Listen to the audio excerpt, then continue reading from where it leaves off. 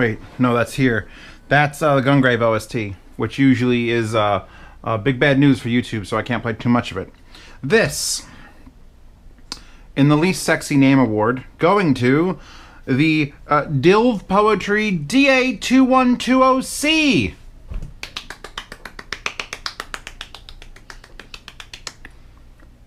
Oh, by the way, the new Yamo concert. Shh, not yet. So, $180, and the most Class D power I've seen, 120 watts per channel. Optical input, coaxial input, RCA input, USB input, speaker output, power plug, Bluetooth. The front's got 2 knobs, because who doesn't like knobs? Power, input select, and then tone control and volume. It's clean. It's damn clean. See, here's the thing about Class D. When you get Class D, when you get the D up in you, the problem is, if it's 50 watts Class D, what that really means is it's about 30 watts Class D. Because if you go above 30, you start getting up there, the distortion goes from very fucking clean, Class D can be extremely clean, to 10%. So literally 10% of the signal is just fucking distortion. So you always want more power in a Class D than you're going to use. And it's hard in like small little desktop amps, because you don't know. I recommend little tiny amps all the time, and they're like 80 watts a channel. 80 watts means 50 watts. 50 watts means 30 watts. 15 watts means 8 watts. My living room amps, the big crowns, are Class D. They're digital. Well, they're not digital. There's no such thing as digital amplification. But they're that amplification technology. Which is why I got ones that are 1500 fucking watts. So that when you go to 800, it's still clean. So being 120 watt is actually a benefit. Now the last amp I've done like this, that was the all-in-one, all-encompassing, oh so much power, blah, blah, was at FX and NJF audio. It was garbage. I spent $208, spent $100 more than I did on this, on that. And that one was shit. So I wasn't looking forward to this because I had a bad taste in my mouth. But that taste has been changed. Not just because I'm making Cinnabons, but because this is actually a solidly quality unit. Like, it sounds good. Now, granted, these Yamos, I haven't had much ear time with other amps. These are... oh, shit. But I could just sit here. It doesn't matter if these are good speakers or bad speakers. If they're great speakers, and I hear them on this amplifier, and I go, wow, the amplifier is doing its job. So, giant power brick. Tell me if you've ever seen a 32 volt 5 amp before. That's, I feel like this wire should almost be thicker. Maybe. Bluetooth, I've got it hooked up to the new FIO M11. It doesn't quite go as far as like one of those separate receivers with an antenna. I made it to my laundry, like right outside my door, right by the laundry, and it was like, I could hear it in here going, Is Bluetooth 4.2, Qualcomm, full blown. That's muted. Waifu papers. So I've got a remote control. So now we're talking about, okay, living room. Let's talk living room, Zeos, because I need to talk about living room. You need to talk about living room. I need to talk about living room. You have 3 digital inputs. If you have a home theater PC, you go USB. And then you can take the fiber optic and you can hook up to a game console. Take the coaxial, you can hook up to a game console. Actually, the fiber optic, you'd hook up to your television. So you could use any of the smart features in that if you wanted to, but if you have a computer hooked up, you wouldn't use those anyway. Anyone who's got a home theater PC knows you don't bother with smart features on a TV. You get analog inputs, and I've currently got the analog inputs hooked up to the Geshelli Labs, and I've got them hooked up to these Yamo, and I'm switching from that, and then the Bluetooth comes on, and the Bluetooth sounds damn good. Everything on it sounds good. So we started off with sound. There's quirks. Don't worry. We're going to talk about the fuck-ups. Nothing's perfect in this world. I'm sure there's something that I'll mention is perfect, but not right this second. The name is dumb, that's for certain. It doesn't exactly like scream, I'm a beautiful piece of equipment, look at me. It just sort of exists. It's got this screen that looks like it was straight up ripped out of like a Michael Crichton era submarine screen. It's like that's I don't know how the GoPro's picking that up. But luckily you got the remote control. It has this display button at the bottom, nice and big, bigger than all the other buttons, I think. And it just makes it off. Because if you're putting this in the living room and you're, you know, a million miles from it, that doesn't help you. That doesn't tell you the volume. That doesn't tell you anything. I should tell you what it does tell you, though. Okay. Upper left, it says BT for Bluetooth. Then it says 48 kilohertz, for that's what the signal is coming in. Then it says the whole word volume and 40. We got to talk about the volume control on this because it's very odd. Then it says mute because it's muted. Then it says EQ off, and then it says LND off. Now there's a louden button, which goes louden off and louden on and louden on, louden off. And then there's EQ off, so you can switch EQs. Let's talk about, all right, I'm getting out of sorts. Let's talk about the remote. Power, blatant. Select is the input, so you can pick between Bluetooth, which once you switch off Bluetooth, that disconnects. USB, which is not plugged in. Optical, which is plugged in and is playing the Beatles. Now, well, come on, pretty baby, won't you walk with me? Come on, pretty baby, won't you talk with me? Come on. Okay. One fault is I don't like when you have something muted and you turn the volume down. It unmutes. Hitting mute should be like, oh my god, panic, something's too loud. Lower it, nothing happens. Turn it up, then maybe it unmutes. And that's a little bit of an advanced feature. It'd be nice, but it's not a deal breaker. What's almost a deal breaker, I'm gonna get back to remote, is the volume control, which you just watched me turn it a fuck ton of times and nothing happened. But the numbers are changing, I'll tell you that much. So select is input, mute is mute. Then you have the wheel, which normally in these units is volume up and down, but in here it's bass up, bass down, treble up, treble down, loudness. Now these are little speakers, and I'm not pushing them super hard, but the loudness is like a bass boost from hell. So if you're one of those people, by all means, but make sure your speakers can support it because it is a bass boost from hell. Now, if you do adjust the treble and bass, they're actually decently, like, it's not like bass 1 is blow the shit out of your stuff. It's literally a good little increment of adjustment. And loudness, again, don't touch. Come down here, you have an EQ button. EQ off. Soft. I actually do like, especially here on a desk. These are a little bit bright, these speakers, just a touch. They're brand new. They're not broken in yet. You put it on soft, and all it does is take the treble and just curve it off. That's fine. Then you get hard rock. Speaker distorts. Then you get low, is H rock and L rock. Now I know these are Chinese units, and I know there's hard rock, and then there's soft rock. So what the fuck is L rock? And you can tell me what L rock is, I'll pin your comment. Then there's jazz, then there's rap, and then there's EQ off. So you get H rock, L rock. Soft is the only one I'd actually use just to cut the treble out of something that's really bothersome. If you do adjust the bass and the treble, there's a recover button. Recover means reset. So even if you just adjust the bass and hit recover, it resets it to 0.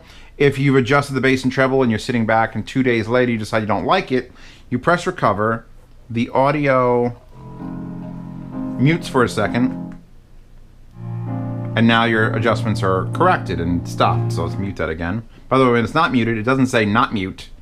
Everything else, it's weird, the screen, because the screen is telling me loudness is off and EQ is off and it's muted. If I unmute it, which is this, mute goes away. But if the EQ is off, it doesn't just disappear, it still says EQ off, and it still says loudness on, loudness off. That screen is so dated. Like, it doesn't even feel, it's 2019, right, by the way, you're watching this. This is not a 2005. If it was 2005, that screen would be kind of cool, because it would look like it's from the 90s. But it's 2019, so we're just gonna let it pass. It doesn't dim, it just offs. And you don't really need to see it anyway, because all you're going to see is the volume and everything. So let's get to the volume now, because we've hit the bottom of this remote, and there's volume down and volume up. I have to talk about logarithmic gain, in the fact that when I have a volume control, if I have a volume control here, and it's down, that's off, and that should be halfway loud, and that should be all the way loud. It should just linear. It should be linear.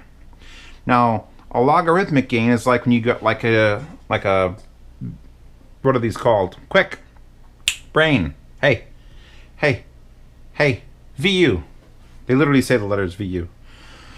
Where if you ever look at it on a good amp, it's like 1,000th of a watt, 100th of a watt, 1/10 of a watt, 10 watts, 100 watts, 1,000 watts. So it goes up insanely fast. It's not exponential. It's a logarithmic gain. It goes up to 10 times 10 times 10 times 10. And that's what this amp does volume-wise in the first 5 out of 99 volume adjustments. Actually, no.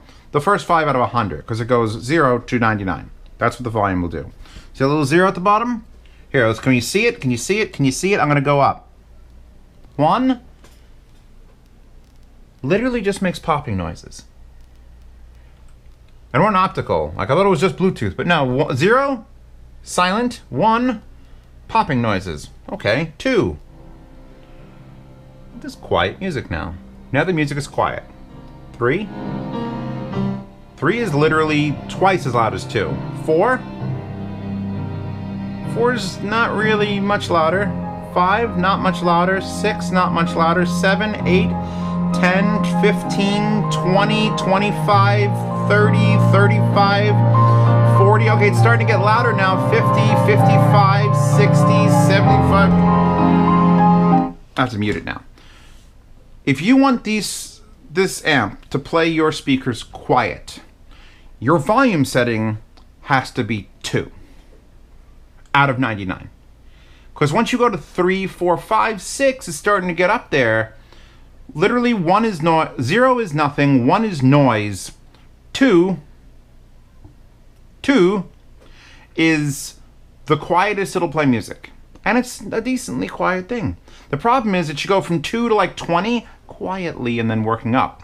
It goes to 2 to 3 and there's a jump.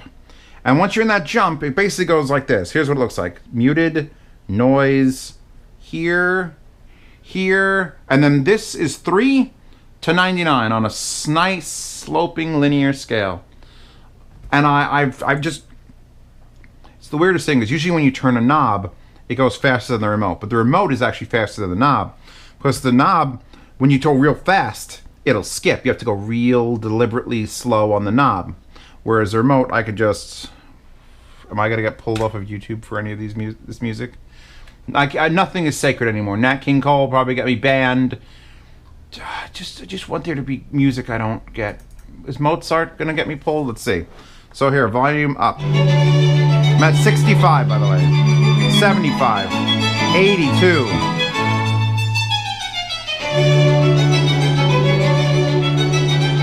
65. All right. So now scroll. 53, 50, 47, 44, 41, 37, 33. Or 25, 20, 15, 10, 5, 4, 3, 2. Noise. 1 and 0. So this amp sounds really fucking good. The remote control works. It's got a couple, EQ things you can play with. Bass and treble work. Everything works as expected. The worst part is the volume control. Because it's not really a control. It feels like... I just finished the show Chernobyl on HBO, all right? And when the guys go down the basement in the first episode or second episode and they're turning the knobs and they're like melting from the radiation because they know that they have to turn those knobs to try, that's what it feels like I'm doing with the volume on this. I'm like, either I'm making it louder and it's like, why isn't it just get louder? And then when something comes on that's loud, you're like turning it the other way, like, please get lower. And it doesn't get lower until you go from wherever you are. And I've been listening like 30 to 50. 30 to 50, and then you keep turning the knob and you gotta go 20, 15, 10, 5, 4, 3, 2. And then it's lower. So, absolutely I recommend this amplifier. It's got the most power. It's a little expensive. It's small. It's clean. The Bluetooth is Qualcomm aptX. It pops up on the device. But you gotta concern yourself with, the only thing you gotta concern yourself with is when you have it. If you want quiet, this is it. 2. Then 3 becomes like listenable volume. And then 13 is hardly any louder than 3. And then 23 is just like an unnoticeable amount louder. And then 33 is like, wait, I think it's getting louder. And then like 43 is like, oh wow, I'm actually playing this music pretty loud. And then 53 is like, all right, now I've got music playing. So it's just up and up and up. And when you get to, like, it's the slowest volume control ever. And the problem is not going up, because you'll find your volume. The problem is if someone walks in the room and you just need to like, hey, lower that, it's a fucking journey to go down. Because you got to take it from 80 to 10. That's lower. You get to 10 and it's like, is that loud enough? No. Keep going. And you get that last like 15% of volume is the entire spectrum from 10 to 100. But other than that, it's a solid fucking unit. It's got plenty of power there. 120 watts you're never going to touch. You're never going to touch 120 watts unless you turn the knob for an hour and you get to like 90. You'll blow up most speakers. These are very tiny, inefficient speakers. And they're very, very happy around 60. If I put those on it, they'd be very, very happy around 30, maybe less. So, yes, this is a buy. This is a buy. It just has that fucking quirk, and I want to punch it. Now, I don't see a place on it to have like a firmware update, unless you could do it through PC. I doubt they're going to do it.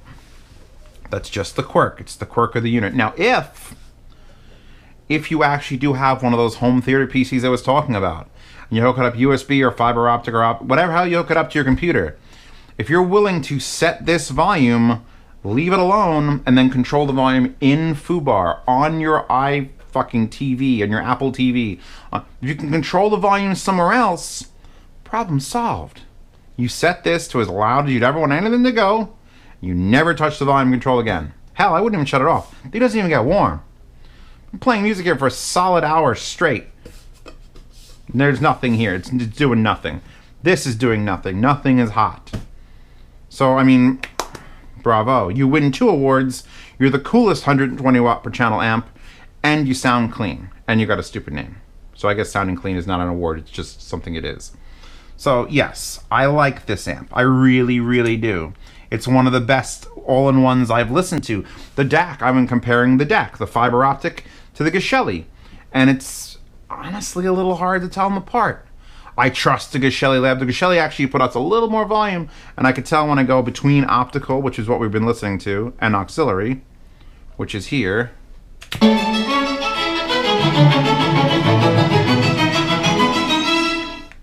I can kind of tell that that's a better DAC than what's in here. Just like they're the same fucking price. If that's just a DAC, this happens to have a DAC and a headphone amp. Well, not actually no headphone amp, but and a speaker amp and Bluetooth and everything else. I'm going to probably say that the DAC in it could use an upgrade, but don't bother. If you're putting this in your living room, you'll be absolutely happy with TV broadcasts and movies playing on this.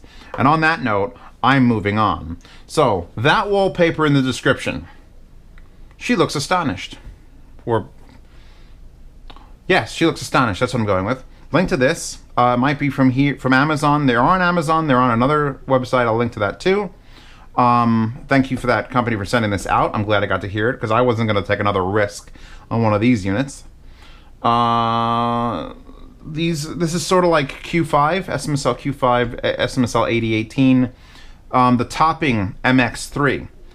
I think it's as clean as the topping MX3, but with insanely more power. But no headphone amp and that annoying volume thing will probably scare people who want sort of that form factor.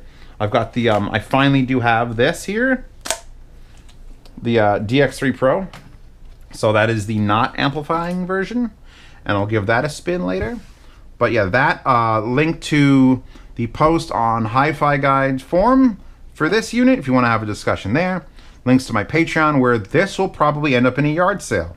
It was sent to me, the company probably doesn't want it back, and get it the hell out of my house. So if you're a $5 patron or higher, you can join me on my Patreon from the 1st to the 10th. Throw a bid on this, $180, maybe you're only willing to pay $76.42. If you win in the United States, you get it for free. Well, you get shipping for free. You don't get it for free. If you're international, you pay half shipping. You get to see these reviews early. You get to ask me any questions you want on the Patreon. I answer all my Patreon questions. If If you want to ask me directly, the $10 Patreon tier gets you into a private Telegram chat with me. I very rarely check like my Discord or my public Telegram chat, although I'm more likely there than Discord. Discord apps on my phone is broken. There's also an IRC. Don't ever mention that again.